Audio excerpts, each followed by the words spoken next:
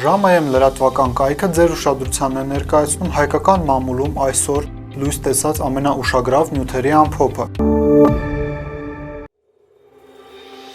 Հրապարակ օրաթերթը գրում է. օրերս հայկական ժամանակում տպագրված հոդվածը, որտեղ ոստիկանության գործողությունները վետոյի եւ ադեկվատի բերման ենթարկելու հետ կապված ներկայացվել էին որպես սաբոտաժ եւ հակաիշխանական գործողություններ, վրդովեցրել է ոստիկաններին։ Նրանք ապշած են այդ ցինիզմից, որ նախ իշխանությունները իրենց կարգադրում են նման գործողություններ իրականացնել, ապա երբ տեսնում են, որ հանրային ընկալումները բացասական են, մեղքը գցում են հենց ոստիկանության վրա։ Ուժայինները հասկացել են, որ վերևից եկող հրահանգները պետք է 10 անգամ չափել, նոր անել, քանի որ վճռորոշ պահին պատասխանատվությունը իրենց վրա են գցելու։ Մանրամասները հրապարակ օրաթերթի այսօրվա համարում։ Ժողովուրդ օրաթերթը գրում է. Հայաստանի ԵՏՄ-ին անդամակցության հետևանքներով արդեն 1 ամիս է, ինչ բարձրացել է մոտ 900 անուն ապրանքների մաքսատուրքերը, այսինքն 900 անուն ապրանք, որոնք չեն ներկրվում ԵԱՏՄ անդամ երկրներից, Ղազախստանից, Ղրղզստանից, Բելառուսից, Ռուսաստանից, առաջիկայում կթանկանան 0.5%-ով։ Ժողովուրդ օրաթերթի ձեռքի տակ է հայտնվել 900 անուն ապրանքների ցանկը, որոնց մաքսային դրույքաչափերը բարձրացել են եւ դեռ բարձրանալու են։ Եվ այսպես, ընտանի թռչնի մսի մաքսային դրույքաչափերը այս տարվա հունվարի 1-ից արդեն բարձրացել են 25%-ով, 2021 թվականին կբարձրանան 50%-ով, իսկ ահա 2022 թվականին այն կբարձրանա 1 կիլոգրամի համար 0.7 եվրոյով։ Խոշոր եղջրավոր անասունի սառեցված մսի մաքսային դրույքաչափերը այս տարվա հունվարի 1-ից 15%-ով են բարձրացել։ Ի դեպ, այն 2021 թվականին 25%-ով էլ կբարձրանա, 2022 թվականին 50%-ով, բայց ոչ պակաս քան 1 եվրո 1 կիլոգրամի համար, այսինքն ավելի քան 520 դրամով։ Ձեթի մաքսային դրույքաչափերը այս տարվա հունվարի 1-ից բարձրացել են 15%-ով։ Հեղուկ գազի մաքսային դրույքաչափերը 2020-ին, 2021-ին եւ 2022 թվականների համար կբարձրանան 5%-ով։ Հիշեցնենք, որ այս տարվա հունվարի 1-ից ավտոմեքենաների մաքսային դրույքաչափերը բարձրացել են 10%-ով։ Նույնքան կբարձրանան նաեւ 2021-ին եւ 2022 թվականներին։ Մանրամասները ժողովուրդ օրաթերթի այսօրվա համարում։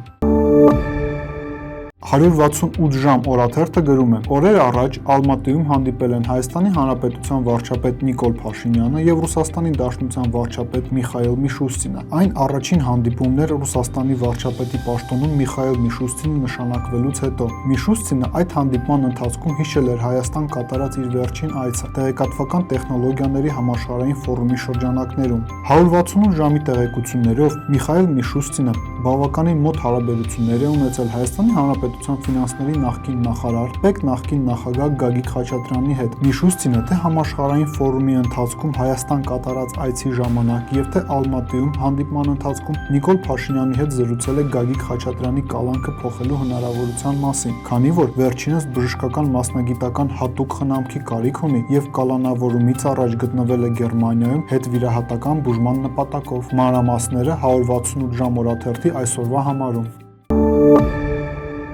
Հրապարակ օրաթերթը գրում է. ՀԿՑ-ն ազգային ժողովի նախկին նախագահ Արա Բաբլոյանի եւ աշխատակազմի նախկին ղեկավարի տեղակալ Արսեն Բաբայանի դեմ Արման Բաբաջանյանի դիմումի հիման վրա գործ էր հարուցել հոկտեմբերի 28-ին մեղադրանք առաջադրելով պաշտոնական կեղծիքի եւ ՍԴ-ի լիազորությունների յուրացմանը օժանդակելու հոդվածով։ Դեկտեմբերի 24-ին դատախազությունը մեղադրական եզրակացություն չհաստատելով գործը լրացուցիչ քննության է վերադարձել ՀԿՑ։ Ընդ որում որոշման մեջ նշվել էր, որ ներկայացված նյութի իշխանության յուրացման դեպք չի հիմնավորում, իսկ կեղծիքի մեղադրանքը թույլ է։ Թերթը տեղեկացավ, որ ՀԿՑ-ն առանց որևէ գործողություն կատարելու գործը կրկին հետ է ուղարկել դատախազությանը։ Հավանաբար վստահ են, որ զոռբայությամբ կանցկացնեն մեղադրանք, քանի որ Նիկոլ Փաշինյանը արդեն հայտարարել է, որ Սահմանադրական դատարանի օկուպացիա է տեղի ունեցել։ Մանրամասները հրապարակ օրաթերթի այսօրվա համարում։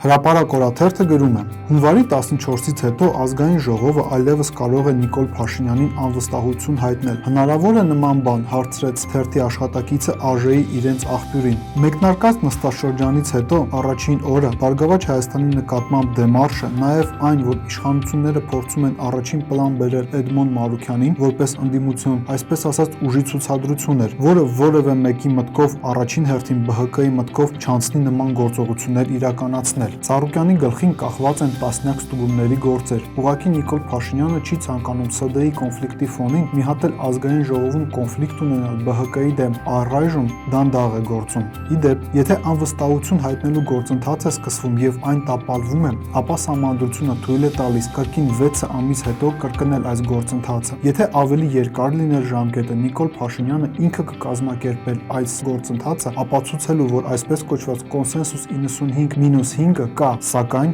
ռիսկերը մեծ են։ Նամանավանդ, որ գրիչի պատմությունը եւ ՍԴ-ի օրինագիծը ամբոստություն են առաջացրել հենց իրենց թիմի ներսում, սկսել են հասկանալ, որ իրենց ձեռքով շագանակներ են փորձում հանել գրակից։ Բայց Նիկոլ Փաշինյանի համար Սահմանադրությունը ասնավանի է, հետաքրքրվեց լրագրողը։ Հնարավոր է սահմանադրական փոփոխություններով նաեւ անվստահության ժամկետը վերանայել։ Ամեն ինչ հնարավոր է, պատասխանեց զրուցակիցը։ Մանրամասները Հրապարակ օրաթերթի այսօրվա համարում։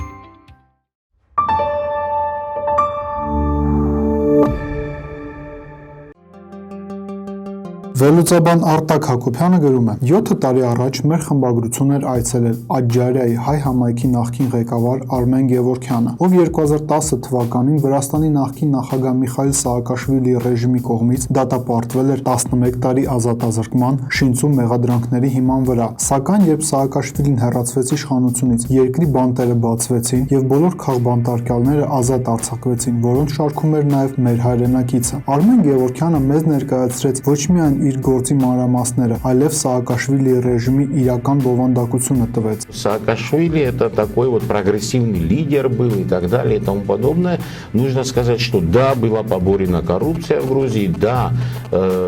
была создана вертикально интегрированная система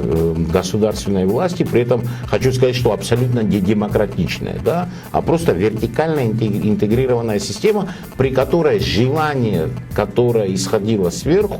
да, мгновенно достигало до самого низа. И система срабатывала не по букве закона, а по желанию того лица, кто давал распоряжение, политической элиты. Что касается бизнесменов, принято считать, что бизнес развивался во времена Саакашвили, что бизнесмены себя чувствовали хорошо и так далее и тому подобное. Хочу сказать, что нет. Потому что существуют сотни примеров, когда бизнес отнимали у людей. Со мной, пока я сидел 2,5 года в гданской тюрьме, только через меня прошло 4 человека, которые ночью, после того, как их арестовали, да, люди, которые увидели эти ужасные условия, которые были в тюрьме, да, скажем так, в чистых и красивых тюрьмах Михаила Саакашвили, вот, ночью подписывали нотариально заверенные дарственные в пользу государства или других лиц то, что имели. Возвращение, как нетрудно бы в это поверить, очень просто. Да? Зачем что-то создавать, когда можно отнять уже готовое? Вот и все. Президентство Саакашвили Грузия вышла в мире, да, там по официальным данным Amnesty International, в Европе на 1 месте, в мире на 4, если я не ошибаюсь. Но если тогда не показывали точное количество всех заключенных, говорили о цифре 24 700 человек, хотя цифра была 40 тысяч человек, как минимум, да. И это доказывают и неправительственные организации, и те компании, которые предоставляли еду, да, для тюрем и зон. То есть с цифрой 40 тысяч Грузия занимала 1 место в мире по количеству заключенных. Да? Деньги и те бизнесы, которые отнимались, они отходили к людям, близким к той политической элите. То есть государство от этого ничего не выигрывало. Более того, зачастую проигрывало, да? Недополучало какие-то налоги, люди теряли рабочие места, какие-то бизнесы просто закрывали и так далее и тому подобное. Գրով համեմատելով այսօրվա Հայաստանի իրականության հետ, կարելի է գալ այն եզրակացության, որ եթե Հայաստանի Հանրապետության վարչապետ Նիկոլ Փաշինյանին հաջողվի հաստատել սեփական դիկտատուրան Սաակաշվիլիի օրինակով, ապա մեզ մոտ դրա հետևանքները ավելի կործանարար կարող են լինել։ Ի տարբերություն Փաշինյանի, Սաակաշվիլին իր կառավարման 9 տարիների ընթացքում ԱՄՆ-ից եւ Եվրոմիությունից ստացել էր ավելի քան 4.5 միլիարդ դոլարի անհատույց օգնություն։ Բացի այդ, հակադրվելով Մոսկվայի հետ, Սաակաշվիլին ստիպված է եղել մեծացրել իր մյուս հարևանի Թուրքիայի ազդեցությունը Վրաստանի վրա, իսկ Անկարանի տարբերություն Հայաստանի Վրաստանին չէր համարում թշնամի պետություն։ Բացի այդ, Վրաստանը իդեմս Ադրբեջանի ուներ ոչ թե թշնամի, այլ գործընկեր մի շարք հանգուցային հարցերում։ Այդ իսկ պատճառով, եթե Փաշինյանին հաջողվի Սաակաշվիլի ուղու նույնիսկ 20%-ը իրականացնել մեզ մոտ, ապա իրական վտանգի տակ կհայտնվի ոչ միայն Ղարաբաղը, այլև բուն Հայաստանը։ Սա է իրականությունը։